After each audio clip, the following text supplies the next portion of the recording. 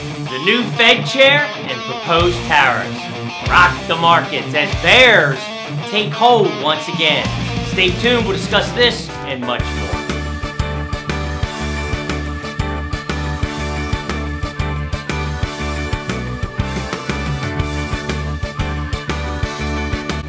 Hello, this is Michael Loftus for Wealth and Wisdom TV. First up, don't forget below, show more for additional information and links on today's video. Also, if you find this video of value, please consider subscribing.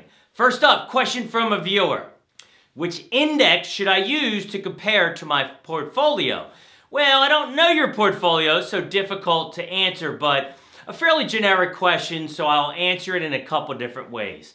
First off, you've got the Dow. Should we use that? I say no. We're talking about 30 stocks here. You can see the allocation by sector, but it's a very tight portfolio with just 30 companies. Then we can look at the S&P 500 companies. This, of course, is based on the size of the company, so we have to be careful. You see the tech, and then you're also missing what? Smalls, mids, international, so it is difficult. So unless you have a customized index, it's difficult to do. There is no perfect solution, but I would say the S&P 500 is kind of the barometer because most people look at that. It's always shown on most of the big news channels, so you can get a good idea where we are on the markets.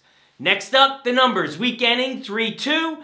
As you see, only the NASDAQ and the S&P are positive. S&P barely, and we went negative on Dow, mids, and smalls. Let's go to the big charts.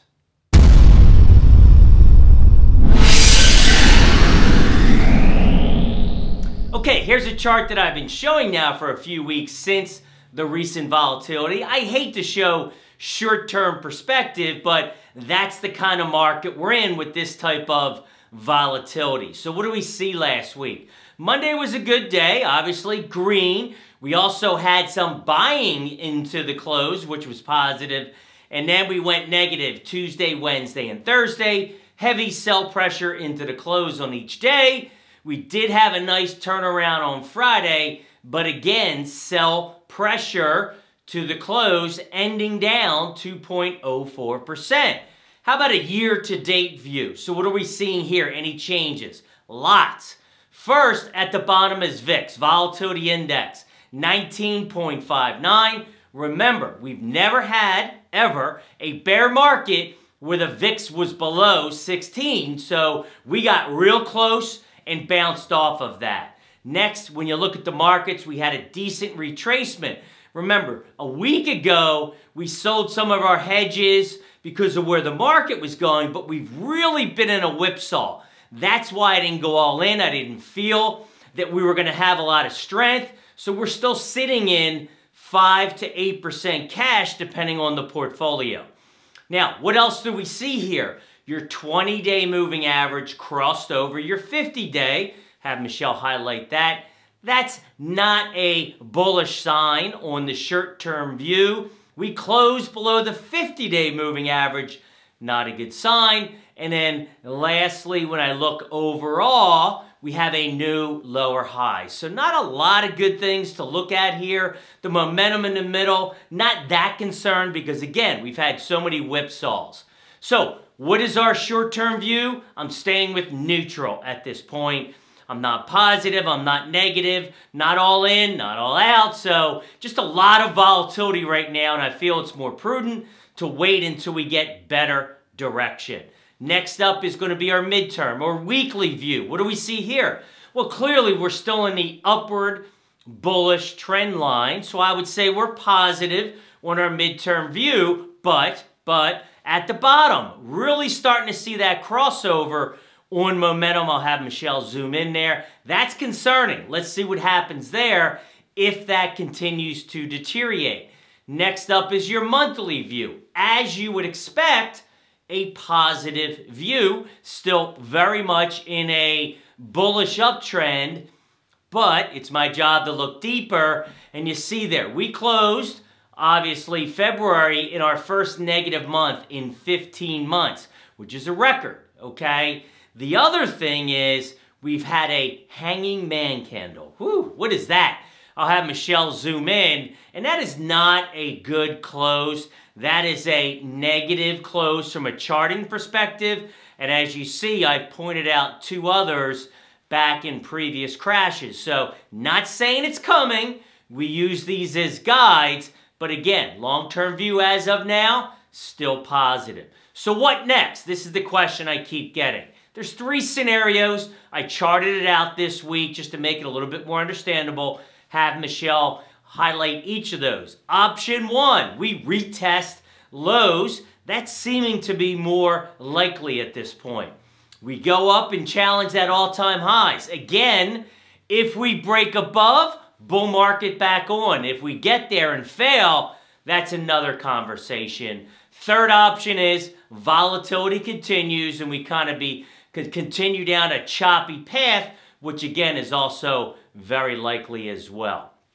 Next up, market breadth. How does the overall market look? Well, first off, here's your 200-day moving average. So those companies, each index, above or below the 200-day average price. NASDAQ continues to be strong, okay, down a little bit, but look at the S&P, down to about 61%, and mids and smalls continue to deteriorate as well. Now, the shorter term view really got pretty bad because, again, above 60%, bullish. Below 40 is bearish. Just went under 40% on Friday with the S&P.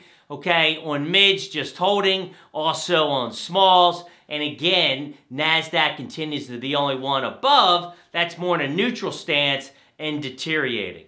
Speaking of the NASDAQ, how does that look? Pretty good. Like I said, it's been the most powerful index at this point. Overall, looks decent. Tech continues to drive the market. And Dow, what do we see here? Well below the 50-day moving average. Not a good sign. Been below there for a while. You see the negative crossover in the bottom with momentum. So again, very much like the S&P, let's see what kind of direction we get here. Have not shown this. This is the Dow theory. If the Dow and transports hit all-time highs together, very bullish. We are definitely not seeing that here. Transports really breaking down and have a potential to be a leading indicator. Next up, let's go to the sectors.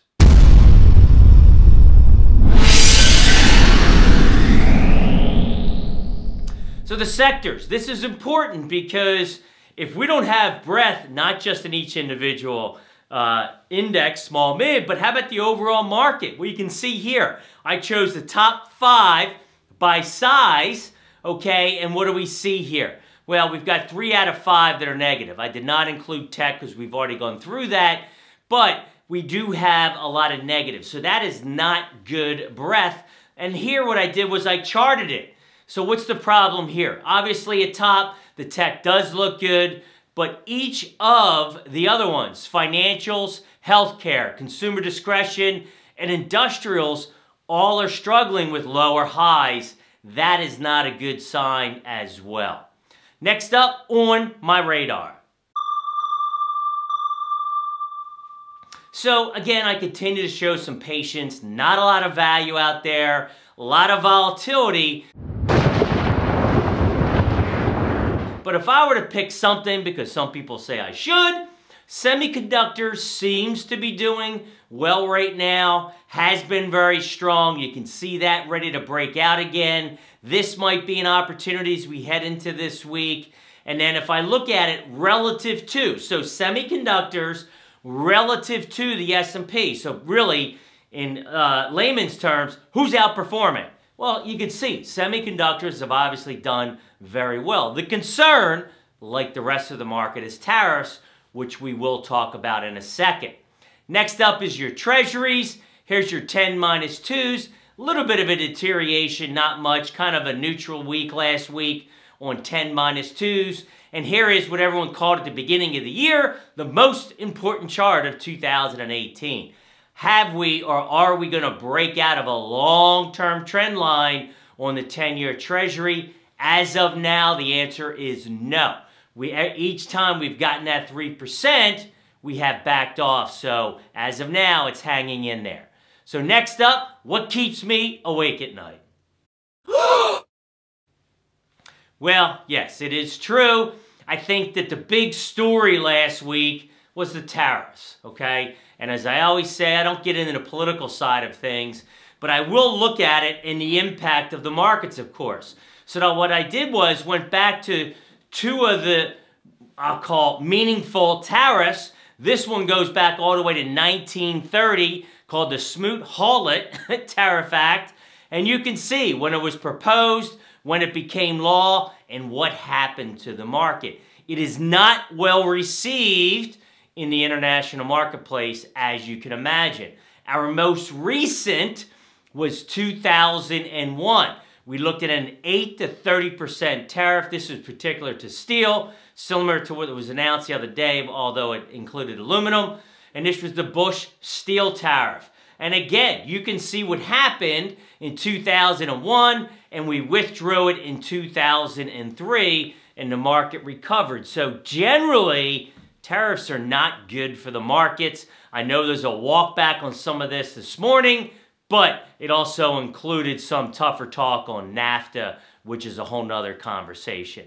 Next up, we talked about it. The Fed came out last week, stronger economy, backs gradual rate hikes. So not surprising, going to continue raising rates. And yeah, let's see. Again, not surprising. Everyone was hoping otherwise, but we talked about this last week, and it did come true because he is the new Fed chair. Lastly, CAPE. How expensive are we? Still very expensive. So again, another reason to show caution in this market. Wrapping things up, fear and greed back down to 10, back from 18 a week ago. And again, our signals, short-term neutral, mid-term, long-term, are positive at this point. As always, we appreciate you watching. This is Michael Loftus for Wealth and Wisdom TV.